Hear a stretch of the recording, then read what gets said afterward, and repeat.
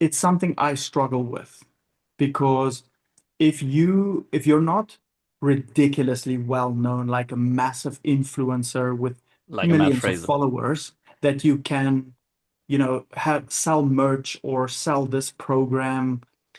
If you're not that, you can't compete with the big guys. It is so impossible.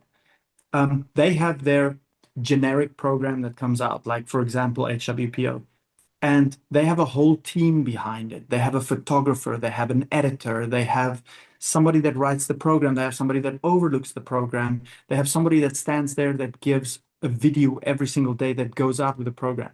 One person alone can't do that. So,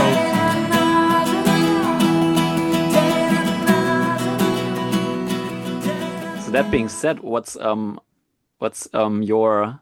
your take on finance and financial freedom and stuff?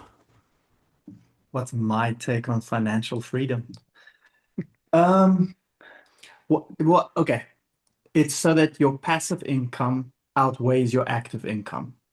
That's a dream. That's a dream. That's a dream. If you can split, I think if you can split that and yield 8% of whatever you have, and it's a reasonable living where you go to the supermarket, you don't really look at the Mm, price of something to buy your everyday needs, that's financial freedom. I don't care too much about going on extravagant holidays and having the latest Rolls Royce, and I don't care about those type of things. But being able to not worry about when bills come in or something breaks and you need to fix it, or surgery comes up and you don't have medical insurance, like that's financial freedom for me. absolutely.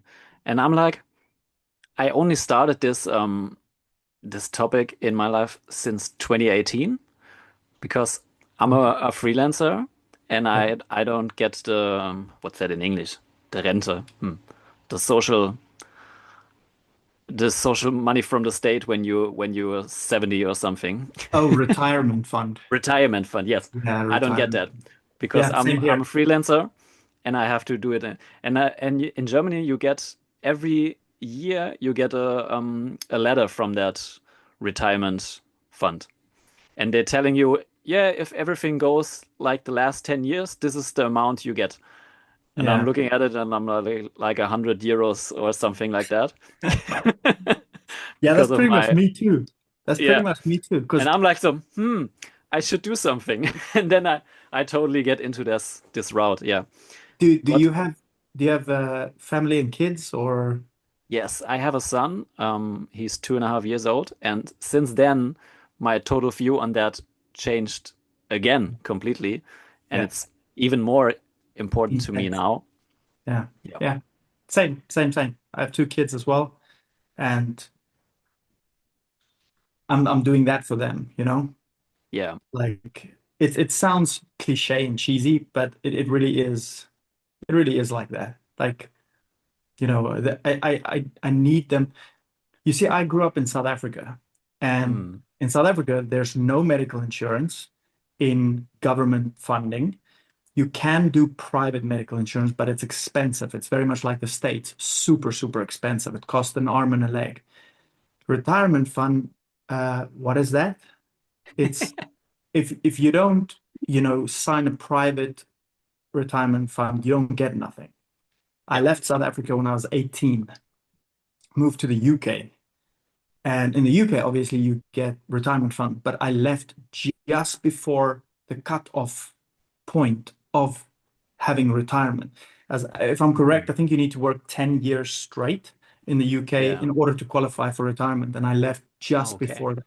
You can always go back and Mm. finish the last bit and then get it. But I mean, it's going to be something like 300 euros or something like that. It's Yeah. it's it's something ridiculous. And now I live in Hungary, and in Hungary, I mean, I'm self-employed as well, and I've only been a Hungarian citizen for the last 2 years. So that Mm. means I only qualify for the last 2 years. So it means I'm nearly 40. I'm not going to have much. If I look at the people Yeah. around me, especially the people that live in this town, they get some of them get 70 euros a month. Wow. 70 euros. How Yeah, that's how nothing. do they? It's nothing. How do they? Okay, travel is free for the elderly, but how do they afford medicine? How do they afford heating? How do they afford food? Food here in Hungary is extremely expensive. It's more than expensive than in the UK, Austria, and Germany. Hmm. It's really that the VAT is so high. So what do you do? Do you invest in ETFs or something, or what do we do? So work hard. Work Yeah. hard, number one. Number two is I invest in real estate. I started that Mm. really, really early. I started that back in 2012 already. When I lived in the UK, I always wanted to have property, so I have some property in the UK. And ever since then, whenever I have spare funds that I save, I always put it into real estate. And then Mm. also in 2018, I started investing in low risk index funds. So QQQ, VUSA, just S&P 500 dollar cost averaging in. Yeah. And I tried back then. I think COVID pushed a lot of people in that direction as well. But I tried the whole being smart and tried the whole trading thing, which I think everybody's done to a point. And Yeah. I'm like, oh, I'm gonna buy this stock and it's gonna go to the moon, and then it ends up crashing at 90%. And then I read a study that showed monkeys versus investment bankers over I don't know if it's a 5 year period or a 1 year period, don't quote me on that, but where the monkeys just literally randomly picked a day to invest in the S&P 500 versus the investors that try to outsmart the market. And the monkeys won. Yeah. And ever since that day, I just dollar cost averaging S&P. That's it. Yeah. It's a learning curve, you know? Yeah, for sure. For It sure. is. Interesting, man. Interesting. So how is so you have a property in the UK. Do you rent it? Do you Yes. have renters? Yeah, it's all rentals. It's all rentals. I have there's a South African management property in the UK that manages for me. So I Oh, pay cool. them every month and I don't have any headaches. I was just gonna ask, is it not a pain in the ass to deal with all the renters and stuff? No, it's the UK is pricey, you know. It's not the cheapest, although I have a cheaper Yeah. rate because it's friends of mine. But the UK it's crazy. They'll just come up with a law going, okay, all rentals now have to have a permit. It's like the permit was never there. Now suddenly you have to pay £800 for Mm. every 5 years for a permit. Now, when you spread it out, it's not crazy, but you have then council tax on top of that. You have the tax that you pay on top of that. You have non-resident landlord tax that you pay. You have to get an accountant in the UK then. It all adds up to the end of the day. Yeah. Um, yeah, but they take really good care of it. Really, really good. I can highly recommend them. Have you bought that real estate before the Brexit? Yes, 2012. Is that even possible now to buy real estate as a EU citizen in the UK because of that? Um, I don't know. so I tried actually. I tried to do that in 2000 and hold on, I have a folder on my computer, 2020. I tried, and that was after Brexit. Yeah. And the hardest part was showing them something that they can link it to for risk. Yeah. So that was the hardest part because no bank wants to give you a loan, if you're going to mortgage, obviously, which I highly recommend if you're going to do, buy to let. But it was so difficult because what I wanted to do initially was to take the property, remortgage it, take the capital out from the last 20 years because it's went up. I mean, it's doubled in value Mm. in central London. So remortgage it, use the capital as down payment for the deposit, and then just get a buy to let mortgage, which is usually typically a much lower interest rate. than buy to live. Because if you buy to live, you always have to have that as a first initial mortgage. So you can change Yeah. it over. So literally every bank just said, no, no, no, no, no, no. And then there was one bank that said, yes, it's fine. But then there was some legal issues with the paperwork that they misread and they couldn't make the change over of remortgaging because it's on my wife and my name. So we wanted Mm. to change it to my name, and that wasn't possible because she had to, by law, I can't remember, but you had to gift the one part, and they didn't accept the gifting. Oh man. Yeah, it was complicated. Like it cost me like just the process to get all of that done. I think it cost me like 4 grand Yeah. just to pay the lawyers to try Yeah. to do that, and then nothing came of it. It's like, gone. Yeah. That's So also so ridiculous in real estate in my eyes. Like you read an offer like, I don't know, 300,000 for a house in Germany, but you have so much like side costs, it could mm, easily go up like to yeah. 400. What It's what what's ridiculous. what's the tax on purchase in Oh, I don't Germany? know. But there's you typically if you have what's Makler in English? Like the guy who sells it for the people, Broker. your broker, he gets like 3% or something. Then you have to go to the That's then a you have lot. to go to get it written into the ground book and stuff like that. Yeah, It's yeah. ridiculous what you have to do for like And you have to get the surveying, you have to get the deed yeah. rewritten, you have to get all the Yeah. checks, you have to do, and if it's gas, you got to do gas checks, and Yeah. yeah, that's And the you know, one like side. in Germany, the energy issue is like since the Russian-Ukrainian war is like it's crazy. Like Wow. 2 years ago, the government said we don't do gas anymore. You have to buy um uh, like a heating pump thing.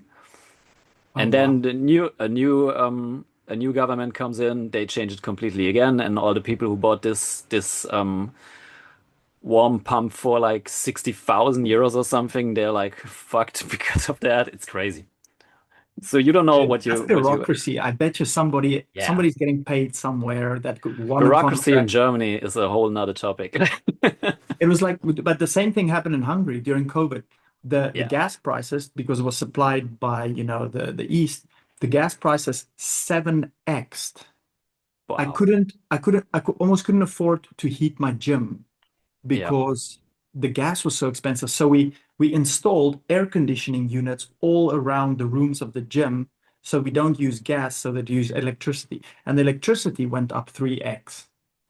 Wow. It Yeah. yeah, it Of course, puts a you can't massive dent. you can't escape it. Yeah, exactly. Well, what are you going to say? Oh, we're just going to Yeah. make a fire. Go You back know to this, my African but room. this brings flashbacks into my really first contact with CrossFit. It was back in like 2007 or something. I went into CrossFit Wiesbaden in Germany, and back then the box in Wiesbaden was like a container at the railway station. It Okay. was really small and it had nothing, no air condition, no heaters, nothing. Just like in the winter, you had to move to not die because of the cold, like that. When you take the hands on the barbell, your hands nearly Yeah, freeze to the it was barbell. crazy, but it was so like I loved it, I loved it, But I think and that's how a lot of OGs started back in the yeah, day, just roughing it out. just rough, just like train. Come on, we're doing 100 pull-ups for the warm-up. Yeah. Let's go. What the fuck is this? And then, like some months in, the owner bought like some heating, like you have at the restaurants when they have Oh this yeah, yeah, yeah. umbrella, this heating umbrellas. He just like put three of them into the container so we don't die in the snow. With that little red bar Yeah, that yeah. yeah, old But I school. love that part. Like, and I always think like today, like in a CrossFit gym, it has to be like the standard just gone up to the roof. And Mm-hmm. if you're just gonna do that, I think that will destroy your business completely. Like you Oh lose yeah. all your members in like 2 weeks. What? You don't have a heating? I'm gone. Yeah, it's a big thing. It's a big thing. I think that the CrossFit gyms have very commercialized, Like Yeah. you see more and more how CrossFit gyms incorporate like bodybuilding, indoor cycling. Mm. Um, Even bodybuilding, you think? oh, for sure, for sure. Like not Wow. not not necessarily as a sport of bodybuilding, but the machines, also Mm. as the research changes, that, okay, using a barbell for squats or using a hack squat for squats is still going to train the legs to the same degree for muscle hypertrophy. The body doesn't know the difference. It's just mechanical tension. But a lot of gyms are starting to supply, and it starts small usually, like just a cable Mm. tower, All right. and then the next thing they buy is a hip thrust machine or a belt squat, and then it starts, echoing from there, and then before you know it, you have a Interesting. full based bodybuilding gym. Interesting. I've never seen these things in my German realm of boxes. It's Interesting. coming. It's coming. It's coming. Yeah, yeah. A Arnold is friend coming for you. a friend of mine that owns CrossFit Stuttgart, Mm. he was in Bali now in Bamboo Fitness, with one of his friends, Will, and he sent me a video of the gym there. Man, it's spectacular, really. Very nice workout area, full equipped gym. It's yeah, it's something else. It's something else. Very cool. Interesting. But you basically you dropped like earlier like a sentence like to the side just work hard. What's the how much money is in fitness? Well, Matt Fraser will tell you $400,000 a month. Isn't that something A that he did? month. He did. It wasn't it like Really? 10,000 people that signed up on his release of HWPO back in the Mm, day? yeah. And then When it it was first 40 started? bucks. 40 bucks, yeah. That Mm, means that's a lot of money. It's a lot of money. For me, it's a lot of money. yeah. So how much money is in fitness? I think if you have a very it's a difficult question because it's something I struggle with. Because if you're not ridiculously well known, like a massive influencer with Like a Matt millions of Fraser. followers, that you can, have sell merch or sell this program. If you're not that, you can't compete with the big guys. It is so impossible. They have their generic program that comes out, like for example, HWPO, and they have a whole team behind it. They have a photographer, they have an editor, they have somebody that writes the program, they have somebody that overlooks the program, they have somebody that stands there that gives a video every single day that goes out with the program. One person alone can't do that. Mm. So Or if you you don't have the have a name, life. exactly, you're going to work 24/7. And there was a guy that, uh, as far as I know, it was Matt Fraser's broker that said to him, because Matt approached him and said like, "Hey, I want to start investing. What do you think should best thing be?" And the guy said to him, "Nothing, but you." And he said, "What do you mean?" He said, Mm. "Well, you are winning the games at the moment. Invest in yourself. When you're done with all of that, then it will come." And it's true because he got everybody's attention. And then he turned that into a business and investment. The coffee, the supplements, the real estate, the crypto, the stocks, everything. And it just came. But as a small person by yourself, you're doing online coaching, you're subjected to the amount of hours that you can work. You're not going to have a plan that's out there and then thousands of people are signing up for it. It's just reality. So for me, that was a difficulty because I can only work 8 to 12 hours a day. I can do more, but I have a family, I have kids, I have responsibility, I have a wife, I have, a lot of that. So for me, I have to, and I'm still trying to find a solution of how to make that more. And that goes back to the thing I said about the passive income. So trying to get passive, and that was an idea back in 2012 already. By start buying real estate because it was stable. The yield is not insane, but it's super stable, which means you can't lose a lot. And as Yeah. Warren Buffett says, step number one, don't lose money. Step number two, listen to step number one. Yep. So that's really important for me. I'm super risk diverse, like it needs to be safe. Don't lose money. I'm not the guy that's going to YOLO into fluffy coin and expect it to go up Yeah, yeah, 2000%. sure. I'm not that guy. So so I have to so I always channel everything that I make in fitness into that direction. But personally, I think there's more success in finance and fitness in more the aesthetics bodybuilding world than there actually is in the CrossFit world, just Hmm. because the reach is so much bigger. Because it's so much older, yeah. Is the Yeah, like is the programming the main income from Explore the Movement the one-to-one coaching, yeah, in all the stuffs you do like training camps and stuff, yeah, online programming, one to correct. one. Yeah, the main bulk of it is the online programming, and it's awesome because I'm full. Like I have a little Hmm. bit of a waiting list at the moment, but I I can't solve that problem. Like I've spoken to a lot of people of how to solve the problem of I have people waiting, but I can't attend to them. And the usual typical thing is, oh, but just hire another coach. Yeah. Well, that doesn't work because the people come to you because of you, because of your expertise. So now you're managing yourself time and you have to manage the cost and then overlook it, even though they're coming to you. And I spoke to a friend of mine that runs an incredibly successful plastic surgery business. And he's very successful. And he said, well, you can't solve the problem. You you won't solve that problem. It's Yeah. unsolvable. So yeah, so that's why everything goes into other ways of growing wealth. And you see that in every like functional fitness, CrossFit like related programming. Usually there's only like a group of maybe like a handful of coaches and with one like big name. But it's really interesting because I heard about Explore the Movement just this year. How long have you been doing this? Forever. Since end of 2013.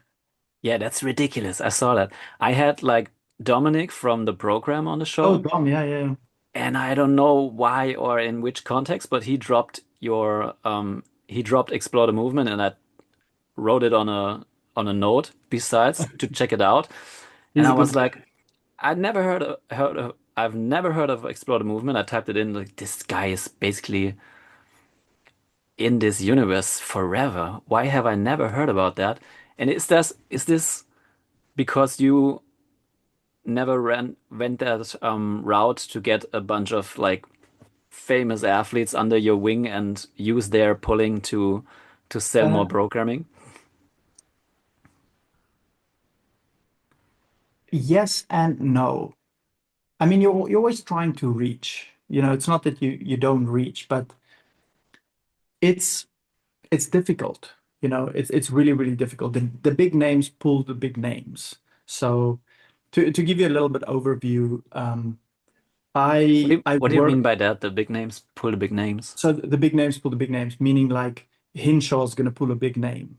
They're going to pull the big names of the games athletes because Hinshaw, with his background, does this. Dave Mm. Durant, with his gymnastic background and Olympic background, does that.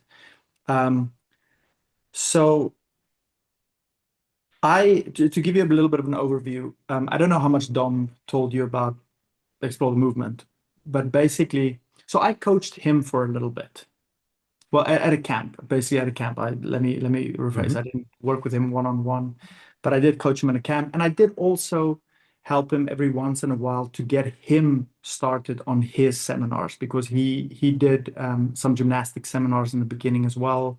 And then we talk about pricing, and we'll have a a general chat about it because he's a good guy and he's very enthusiastic, and that's Yeah. amazing. And as far as I know, he works for the program at the moment. Yeah. And I used to work for the program. Hmm, Um, interesting. yeah, I worked for them for, I want to say 3 years. And there we worked with big names. That was when Sarah was still with us and Julie was with us. And then there was a Danish girl that was also with us. And then John's girlfriend, Dahlstrom, Jacqueline, she started out as well. So I helped her a little bit with, especially with her ring muscle ups and stuff to fix all those. And then we parted ways, and I focused more on explore the movement. And then you're kind of on your own a little bit, to try to shine. Mm. And the higher the caliber of athlete, you're gonna laugh now, but the higher the caliber of athlete, the more time you have to spend with that athlete. Mm. Interesting. Why is that? It the demand is just more. And I'm not just talking about the physical, I'm talking about the psychological. The psychological for those athletes are they're sometimes insecure, so that becomes more. You're on the phone with them more. The programming needs tweaking more because we need to auto-regulate things a little bit more. The nutrition needs to be dialed in even more. It becomes a lot, especially man alone. Like their blood work comes back. Now you need to go look at the blood work, what's happening there. So I did work with a couple of top Austrian athletes for a while. And then I would help out here and there. Like I helped out this year with Miriam. I don't know if you know Miriam that went to the Von Rohr? games of the year. Yeah, so I Yeah. helped out with her this year again. But also I won't blast it on social media, because I only help with the gymnastics a little bit. So I'm not the full coach, but I help out. I help out. But to be honest with you, I never really seeked that big name or anything. I remember when I was working with the program, John was always like, "Oh, we need a big name. We need a big name." This is now after Sarah left. We need a big name to get the numbers back up, or we need a big name to get us out there. And I mean, that's the way you want to do it. You want to. The bigger the name is, the more you attach something to it, Yep. and then people will come. So yeah, I just never saw it as something that I'm chasing. So, and I was okay with that. I was okay with that. So I think this is really interesting because like I always think like our universe is still so I don't yep, it is growing and big, but I don't know if it's growing right now. But Mm. it's still so small if you compare to like other sports. And when I hear that we need a big name to pull more people in, is that really such a game changer, or is like the general public like to get them to a healthier lifestyle, isn't that the big pull for like getting people in to earn money? Yeah, but it's not flashy. It's not sexy. Yeah. It's just an everyday thing. It's not. How many times have you seen somebody post a workout on a rower? Hey, I PR'd my rower. Nobody. Snatches, clean and jerks. Hmm. Good pictures with a shoulders bulging, girls in booty shorts. Not that I'm sexualizing everybody, but it's the stuff that sells. Hmm. It's like sweaty over a barbell that you just snatched and PR. That's the stuff people want to see. They don't want to see you sitting on a rower and then that's a minute video on Instagram, you on a rower. Yeah. It We're doesn't. doing a marathon row. Okay. Yeah, exactly. Let's film the whole thing. Back in that day, I thought this is the most ridiculous games workout ever, and it's so lame. But then at the end, I was like, this was fucking awesome. But it's crazy. It's that On that's paper, it's fucking it's awful insane. and lame, It's but insane. it turned out great. Yeah. But that's what I liked about the games. I really do like the versatility of the games, that you really Mm. don't know what you're going to get. Yeah. Because I think games preparation is way different from just general Mm. semifinals and CrossFit Open and general CrossFit competitions around, the world. Games it's really they take a little bit of a different approach. Like I'm obviously biased, but I like it when Boz programmed the stuff. There was a lot of gymnastic based stuff. So Yeah. I was like in the clouds. But I do like the games because it's so different. There's a couple of things I don't like, but the general idea of things changing and suddenly with a rock and then an obstacle course and then a paddle board, I like that. I like that a lot. Hmm. Interesting route. Have you seen the games this year? I didn't watch any of the events. That's that's a shame because I wonder if this aspect is gone. If you I would can't have answer looked that. if you would have looked the games, to me it really felt, and for starting I was like really since last year I was like really fucked up about the competition scene at all for months, like, and then the Mhm. games came around and I was like, I'm just watching it. And it was, for me, it felt like a semi-final in the old format. Okay. Like you from the Like a regional, programming, basically. like from the yeah, from the programming and from the workouts. It was just one event outside, a running and rowing, Yeah. and everything else was in the stadium, and nothing really like obstacle course or something off Yeah. the MRAP for time thing. It was Yeah. just Yeah. like a semi-final, like a regional. Did you It like felt. it? No, because it was like, yeah, this is like it felt like a regional, and for a regional, this whole event would be, yeah, it's okay, but not for the games, you know. For the games, you Yeah. expect something like bigger, something Yeah. off track, which you don't expect to happen, or something. But for a regional, Mm. it would be, yeah, great, but not for the games. And I think this is the route they're going because of last year. They're not gonna You think they're scared? take any more risk. Yeah. Just kind of like to win back the trust of the people and then maybe Yeah. venture out. You know, well, there's a reason why I didn't watch it because I was on holiday. For the first time, I took completely off. I didn't even take my laptop. So usually on holiday, Yeah. I work. I wake up at like 4 in the morning and then at 10 I finish and then we go off on the day. But this time I didn't work. So that's why I was on holiday literally when the games was on. Yeah. But um, I feel that the games should not only test the fitness of it, but they should also test the ability to adapt to Exactly. new stimuli, like the double under crossover thing. Like that's a new skill that you would to see, okay, how efficient are these athletes' nervous system at throwing something at them and them being able to go, hey, let's see how fast my body can adapt on it. Because if you're going to go away, yes, give them a few months, they're all going to be great at it. But give you an hour, right? Adapt to this thing. That for me is also very important on judging an athlete's all-round performance. Not Yeah. just, okay, can you lift a barbell? What's your Fran time? What's your 5K time? Now, that's why at the games you won't see anything ever like, oh, let's go row a 2K and then go into the next portion because they know all those athletes know their 2Ks. Everybody's going to keep 145, 143, off for the 2K, off they go, and then they just go into the next part. And it's the next part that's going to make the difference. But that's why they won't do programmings like that anymore because it's so predictable. Yeah. So I felt like really, oh, this is a regional, and for a regional, it would be like an okay regional, nothing Mm. like really spectacular, like from the point stance, which you think like, oh, something crazy happens now. Okay. But yeah, for the Was there games, it anything was that like shocked you? shocking.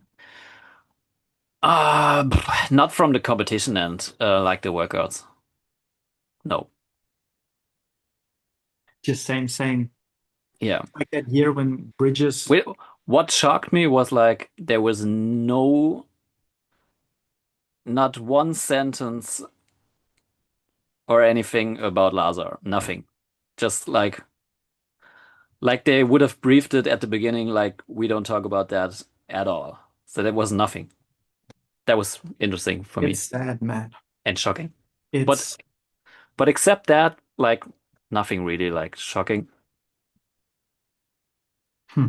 It's also surprised me how many like European athletes showed up at the games, which had like really deep like talks and videos pulled out after last year's games, where I had the impression, oh, this guy is gone with that company or that competition, and then they show up at the games. It's really interesting. Okay. So kind of like everybody's forgotten about it and then just kind of move on. Yeah, that shocked me. That was like that shocked me. But nothing about the programming or the competition itself. Like it was like a regional, like an okay regional, like maybe a 6 or 7 out of 10. It's not very high. Yeah, It's not very high. nothing like Okay. nothing really exciting, you know. That's sad. You didn't miss anything, and I think Yeah. they're gonna go that route for a few years. And I even think what's interesting, like from the spectator's point, I don't know from the online viewers, but from the spectator point, it was also like a regional, like you know, even the last like couple or 4 or 5 years, it was always like the American semifinals were not really attended well, Yeah. and they were like the European semifinal and the Australian ones were absolutely rock shows. And that was also the point. The stadium was kind of packed, but you saw a lot of empty seats and stuff. Oh. What do you think about this thing floating around that the games are going to move? Yeah, I think this is the only way they're gonna like grow the games, actually. I think they have to go overseas at some They have point. to come to Europe, come to Australia, or Yeah. go to Australia. Like, Yeah. that's the one problem. Well, there's two big problems that I have with the games, and the one is it's so super American. No Mhm. offense to the Americans, but it's always in the States. It's in the Yeah. States. They do this, and like that one year when they gave Glocks, I think, as a prize. It's very very American in my opinion. Yeah. Even though I'm South African and we have guns everywhere.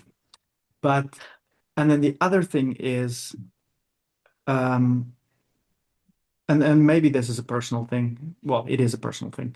Um, Castro's slight God complex, you Mm. know, and I mean this in a sense of he's fantastic at what he does, I think. But with it, he has this the games is me and I am the games and nothing else is the games attitude, which I personally don't like. Um, But that being said, he really does get stuff done and he does program great workouts and he's very smart at the organization and but the attitude with it I just don't like. Like Mhm. for example, the event I don't remember specifically the year, it might be 2019, where they did the running and then he stood at the end of the line and then said everybody, okay, Yeah. run back. Like that The type of COVID games. Yeah. attitude, like it's not a farmhouse workout anymore. It's not a ranch workout 2018 or 2008 when Kalipa won. It's not that anymore. This is a big thing. Like Yeah. for example, the ropes at the semifinals in Europe that wasn't cut and people sprained their ankles. Like Yeah. these things start adding up. And I think Fikowski spoke about this quite a lot. So I feel there's something needs to change there. And I think it Mhm. maybe it is changing. Now that you said the games was all in the Coliseum, it was very controlled. It was maybe it was because of the heat, because last year the big complaint was the heat, and everybody threw the heat at it. Oh, because of the heat, which I don't know. I'm just a stupid guy that's sitting here saying my opinion, but maybe you're right. Maybe they're trying to get this trust back, doing it semifinals and then growing back from there. I don't know. Mhm. Who knows? I think they have to move the games overseas because in overseas are the only like countries where it's still growing. In the States, it's not growing. Did you see the statistics on it? Because I have not. I think Spin put out like a statistics of like participation in the open and was like cut like 30% from last year. That I saw, but Yeah. the trend before that, I think was also going down. Yeah. I think it peaked at like 2018 or something Hmm. there, and then it Yep. started declining. Yep. Have you ever seen statistics on different locations like Europe versus Australasia versus the Mm, Pacific areas? no, not really. But That would I be can, interesting yeah. because I agree with you. I think Europe is flourishing. I think it really is the functional fitness world, Yeah. not necessarily the CrossFit world, but the functional fitness world. And now I'll include High Rocks into that. Mm. I think that's growing. That's growing really, really fast. Hyrox is growing like Oh at a man, what a business faster, unit. like a really faster rate than CrossFit. I think in Germany it's already bigger. You think so? Yeah. Wow, that's amazing. But it's a Like great and business model. every CrossFit gym in Germany has a Hyrox Mm, program or something like that, Hyrox mm, classes, or they have a certified Hyrox box system. I don't know how that works, but mm. yeah, Yeah, it's the bigger. affiliation fee is also less, Yeah. or as far If as you I check know. it out, like the events and stuff and the participation, it's really like growing. And I saw a video on Instagram. I think it was I don't know if it was Coffee Partner Awards or Spin, but there was a like basically the CrossFit headquarters put out like a video 2 years ago that they want to reach 3 million people by the end of 2030 or something. And then it was like maybe it's 2,000 boxes less than last year or something. Like there was a huge amount of boxes who dropped the Close. name CrossFit and just I did the same. call it functional fitness and whatever. I did exactly the same. Hmm. So what do Funny you say? story. Is it still what is it? What is it? Is it CrossFit or functional fitness what we're doing and talking? I don't know. I don't know. Exercise, strength and conditioning. Hmm. Strength and Yeah, conditioning. that's really interesting because I just put up the first article at the journal because I love the journal, and I put the first article from the journal is like it's called what is it called? Foundations. And the first sentence, CrossFit is a core strength and conditioning program. There you have it. First ever article at the journal. Well, but I mean, it is. It is. If you go back to the roots of it, I mean, the Yeah. weightlifters, the Bulgarians, they were all doing this way, way, way, way before. That we just, Mm. Greg just encapsulated it and slapped a nice name on it. I remember, Coach Summers. I don't know if you're familiar with him, gymnastic bodies back in the day. No. He was the Olympic coach, junior. Well, he was the junior Olympic coach for the US team. And him and Coach Summers always chatted about it. And as far as I remember, Coach Summer, he leaned more obviously to, the calisthenics side of it, the strength, that type. And Greg was always about, no, the metabolic conditioning, metabolic conditioning, metabolic conditioning. So I remember that's where it came from. But I mean, people have been doing this for ages, for ages. It's just got a nice little name on it, and the media team helps. Mm. What if you would have like what was CrossFit back for you when you first found it and what is it now for you?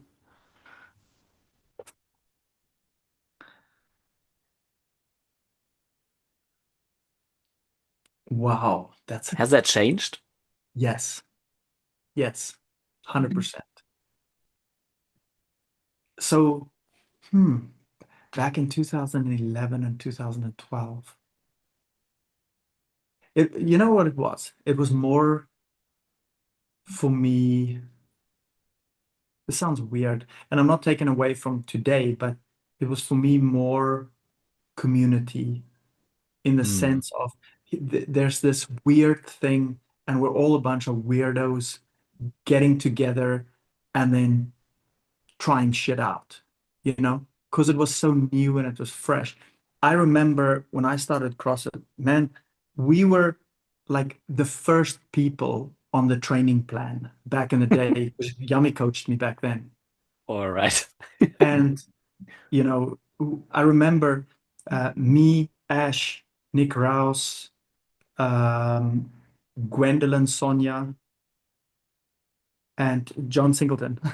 We all trained together at in the TTP, the training plan, back in 2012, and we always met up together and throw down together and, oh, have you tried this? Have you tried this?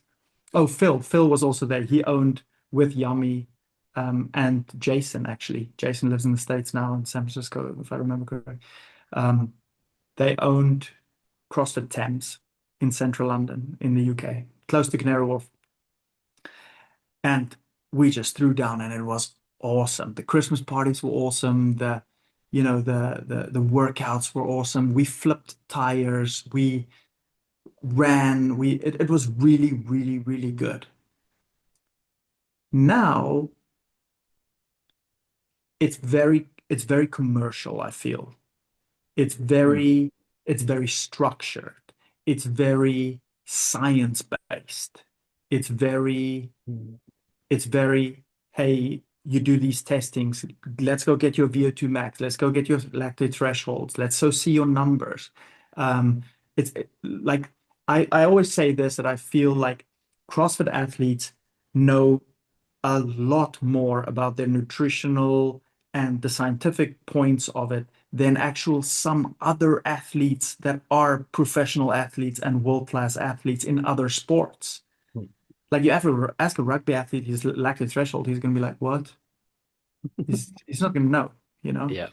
So I feel like it's become very much a like in cycling. In cycling, it's down to the core almost of, okay, what's your torque on your crank? What's the length of what's the weight of the bike? What's your um, VO2 max, velocity at VO2 max, da da da. CrossFit, it's more complex, obviously, because it's functional Yeah. movements. And Train Red is now coming out with a watt meter. I don't know if you saw, they come out with this wattage meter of actually being able to measure the wattage of your movements, which is Hmm. incredibly difficult to do. Like there's some smart people working there because you literally have to data frame the whole entire stuff, like all the movements, and then you have to quantify it. Like that stuff is incredibly difficult. Whereas if you have a bicycle, if you have a crank and you measure the torque, you can measure the watts. But how do you measure a burpee watts? How do you measure a bar muscle up watt? How do you measure ring muscle up watts? How do you measure a burpee over jerk blocks? How do so that becomes very quantifying. So now I feel it's more professional. It's more like, hey, there's certain boundaries and you can't just go, hey, let's go do a marathon row suddenly now. No, now okay, I need to build up volume, I need to do this and this and this. Yeah. It's not just so wild like it used to be back then. Yeah. Let's get together, let's try some shit and let's do it. Now And it's tomorrow we're gonna do Murph. yeah, exactly. Let's do 1,000 bar muscle ups. Like there was a challenge in 2030 who can do 1,000 bar muscle ups. It's the stupidest thing for 2000, me. man. It's the stupidest thing. It's like overuse injury. Let's go. Yeah. So that's pretty much how it's changed for me. Is the volume game gone with that too? With that Yeah, like professionalization, if you wanted to call it that like I that. do think so. Yeah, I do think so. I think there was a realizational phase, specifically when Froning was still winning because he did a crazy amount of volume. Hmm. And then everybody went into the volume game. I remember when we used to train with Catherine, Tanya David's daughter as well, because she trained with us quite a bit. when we were still in the UK, when I was still in the UK, um, they would train a lot, 4 or 5 times a day, Mm. and then whenever Froning and Kalipa and them came over for the invitationals, we also trained with them. We were lucky enough. And man, they just go and go and go and go. And it was just another workout, another workout, another workout. Now it's quantified that sure, the person that does the most is not necessarily the best CrossFitter, you know? They started to realize, and I think Hopper actually spoke about this with that documentary that he made with Hiller, that when he was training with Frazier, it was another workout, more. We have snatches left. We got barbell cycling left at the end of the day. Whereas to the point where he completely broke down at the games and couldn't even, as in his words, I couldn't even lift a dumbbell off the floor. He was putting it down, cycling on the floor, that he was just completely burned out because he couldn't handle the volume physically and psychologically. And I think now a lot of it is pointing to more is not better, but better is better.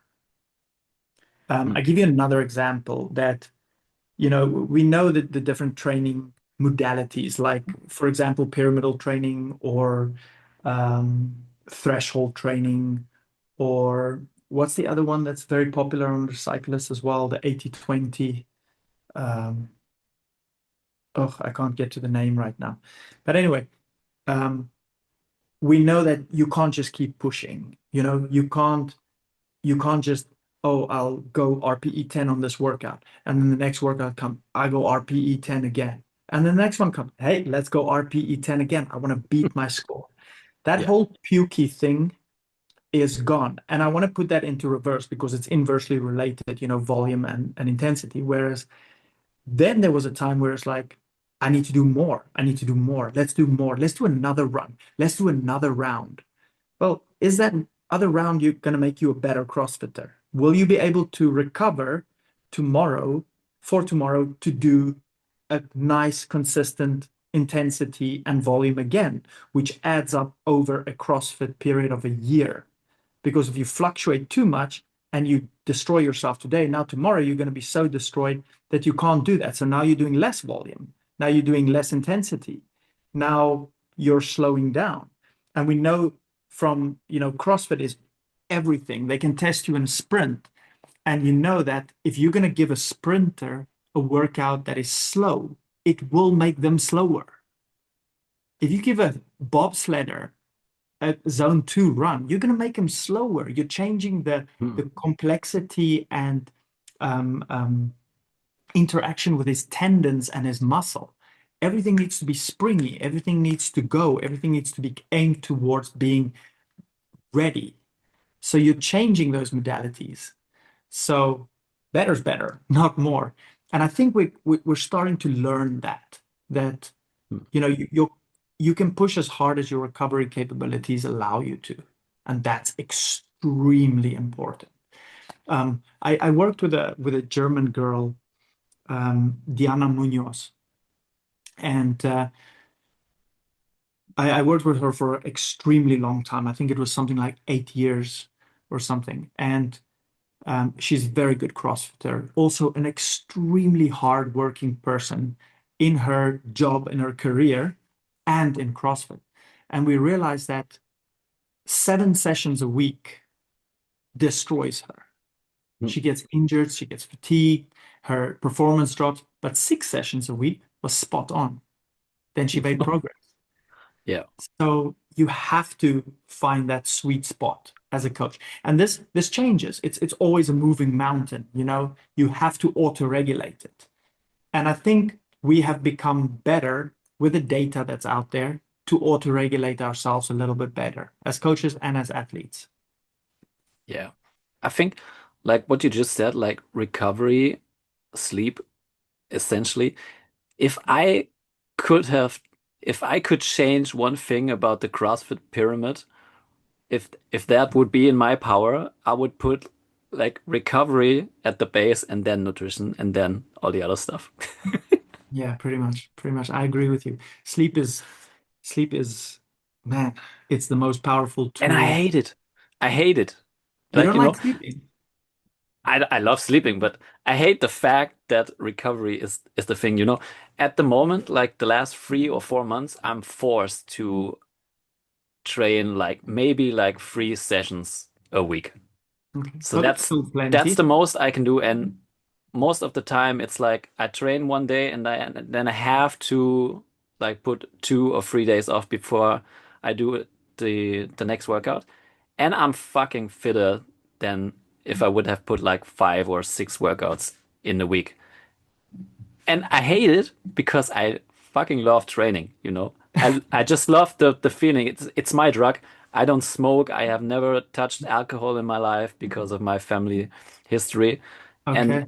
like training is my drug. I need it. If I'm not training, I'm like a psychopath, Yeah. basically, You start for breaking my down the house. environment. Yeah. And I hate the fact that I'm just fitter if I do less. But it works. It works. That's interesting. You should, you know what you should try? I don't know your training style at all, but I'm just going to throw something in the dark. You should, if you like training so much, you should pick up something on those in between days that is so easy and see if you still recover.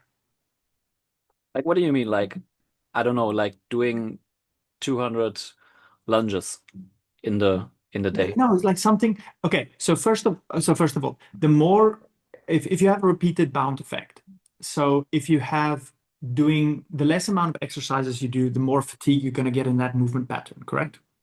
Yeah. So if you string, like I like to do this on my deload weeks with my athletes, where I would give them a sustainable pace workout, but I put a lot of exercises in there. So I don't fatigue one specific movement pattern, but they keep moving and they're generally moving through it, because we know the minimum effective volume for the specific movements and specific person that we're doing. So something like if you train hard on Monday, Wednesday, Friday. Let's say, for example, you're training hard on Monday, Wednesday, Friday. Why don't you try on Tuesday and on Saturday, do an extremely easy workout? Start off small, 20-minute MRAP, sustainable pace. And when I say sustainable pace, I mean literally you can have a full on conversation with the person doing the workout with you. So the burpees, you step all of them, no jumping. The rowing, you're rowing like a 230 per 500 pace. Wall balls, you break every 5 reps. Like I'm talking that slow. So the Mhm. intensity is very mediated. Lactic acid doesn't build up that crazy, which means you recover really fast. You're doing a large amount of a selection of exercises, which means you don't fatigue one certain movement. And B, you're working out. So you're getting psychologically stimulated by the sounds of you loving. So I would approach it to that. Do it for 2 weeks, 3 weeks, and see how you feel. Do you still make progress? Yes or no? If you don't, drop Interesting. one session. So drop the maybe the Saturday session. And then see if you again 2 weeks, see how you feel. I would do Hmm. that if you love exercising so much, then I would do something like that. I would try that out. Yeah, yeah, go for it. Go for it. Exactly. So, what still fires you up about CrossFit or functional fitness Oh shit, a lot. after all these years? A lot, a lot. I I'm one of the lucky ones because I absolutely love my job. For me, for me, and I don't get excited like, oh, they qualified for the games, or they qualified for this, or they got second at the French Showdown, or that doesn't get me so fired. For me, it's when an athlete has stuck to a certain movement, for example, like let's say the ring muscle ups, and they put in week after week after week the work, and you educate them and you explain on the videos how it works, and then that one time it just happens. Man, that fires me up. It really, really fires me up. What else? I tell you this happens quite frequently when, and this happens with new athletes usually. Like they've been in pain working out so long, and then they send me a message going, "This is the first time I ever squatted this weight completely pain-free." Hmm. Like that fires me up as well. Or I'm not a runner. I can't run. and then you make them run and they become a really good runner.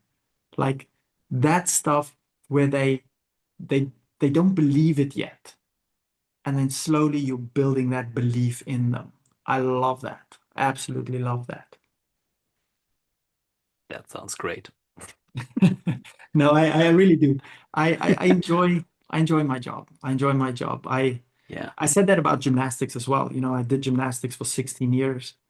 And my mom always tells this story that in those 16 years, I never ever said to her, "Oh, God, I gotta go to training." I was always fired up. In fact, she used it sometimes as punishment against me if I didn't do something, meaning if I did something wrong, she's always like, 3 days no gymnastics. And I Ooh. would cry. I'd cry my eyes out. Gymnastics. At what age did you start gymnastics? For For wow, that's insane. I'm already like having all the sports and the ages where you can start them for my son. Like ready, I'm gonna throw him into everything and see what yeah. he liked, and then he's gonna do that. And you know Gymnastics is what's big good thing. for children now specifically, it is it's more advisable with the current literature that we know to have a child do as many sports as possible Yeah, and not specify in one sport. And it's better for the development when they grow into adolescence and beyond to have one professional sport. So let's interesting. say they want to do a professional sport of, okay, I'm going to take gymnastics because I'm biased. They want to be good at gymnastics. So make them do gymnastics, but also football or running or track and field or horse riding or something like that. That is better for their development, specifically because neuroplasticity is insane at that age, than it would be if, hey, here you are, gymnastics, and that's the only thing, go. This is what Interesting the study. current literature is showing us. Yeah, yeah. Do you think that's a problem with kids doing CrossFit as their main sport at a young age, or is CrossFit that varied that it kind of falls into that? Ooh, I don't think CrossFit is that all. I mean, where do you have hand-eye coordination as in a ball sport in CrossFit? Not a lot of places. Yeah. You don't have rotation too? Yeah, that's the other thing. Yeah, we don't rotate a lot in CrossFit, as like in football, for example. Yeah, yeah. So there are Interesting. missing parts. I mean, it makes up a big number, but I don't think it's the one for it all, even though we want to believe it. But it's not. It's not. What do you think about the future of the sport and Uh, the universe? at this moment, I think CrossFit as the name itself will will go down even more. Hmm, I don't, unless they fix their media team, they fix their like they messed up last year, and that put absolutely. a massive dent on them. And Yeah. the other thing that they've messed up was firing the whole media team back in the day.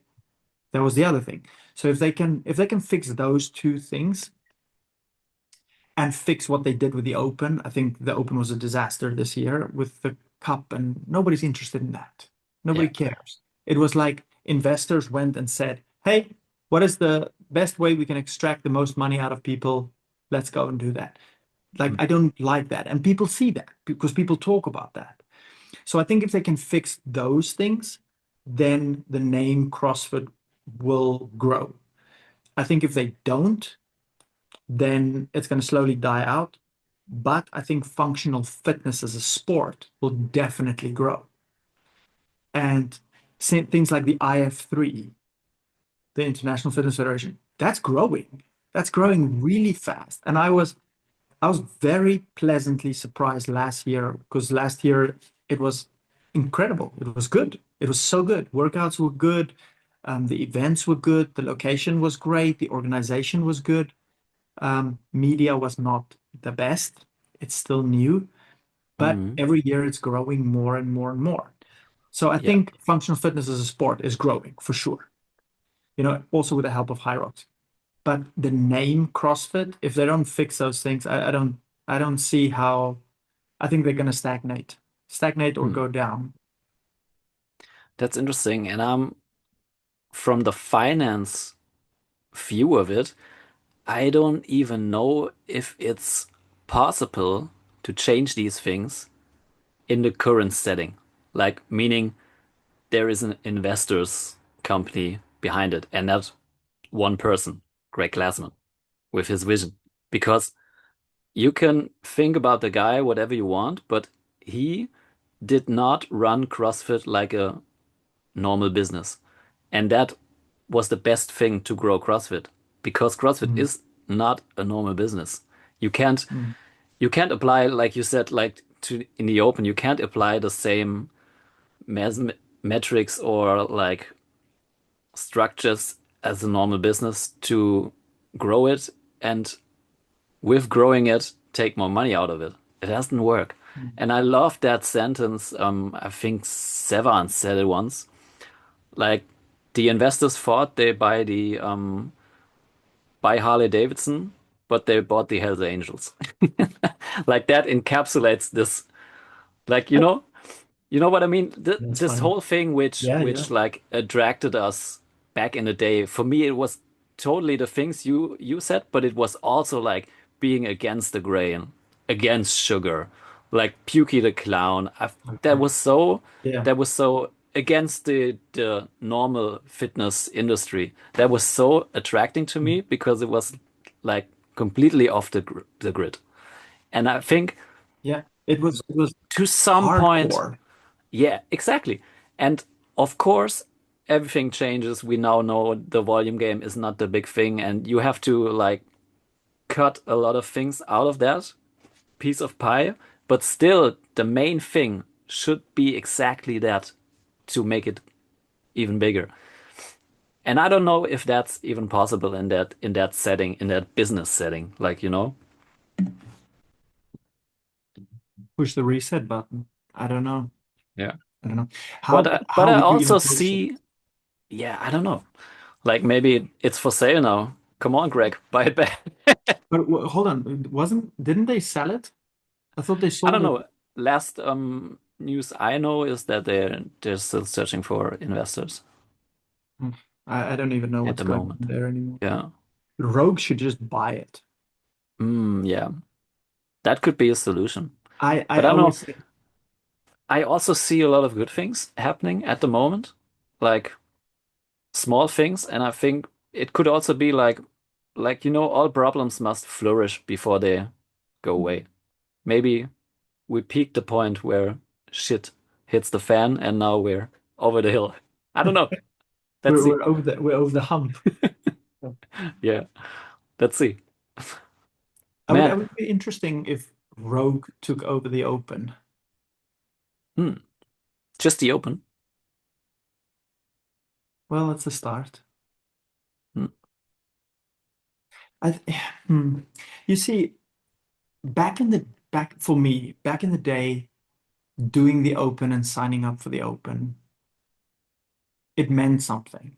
hmm. Now it doesn't It even meant care. like really, where am I ranking? What am I in my local area? Now it doesn't. It doesn't.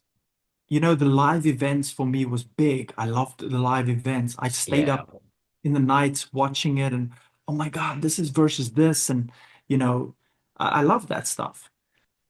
And I did like, you know, Dave back then when he was making it excited that you didn't know, you know. I like that, but it's not that anymore. That it's lost that little je ne sais quoi. Yeah. yeah. And also like regionals back in the day, it was amazing. Regionals were even more exciting for me than the games. Mm. Hmm. I could watch that this like I don't know 3 or 4 weeks of every weekend. You can watch the entire day a regional, and it was amazing. Just binge watch it. Yeah. Man, we're almost at the end. I have two questions which I ask everybody at the end or in the podcast. The first one is, what is fitness for you?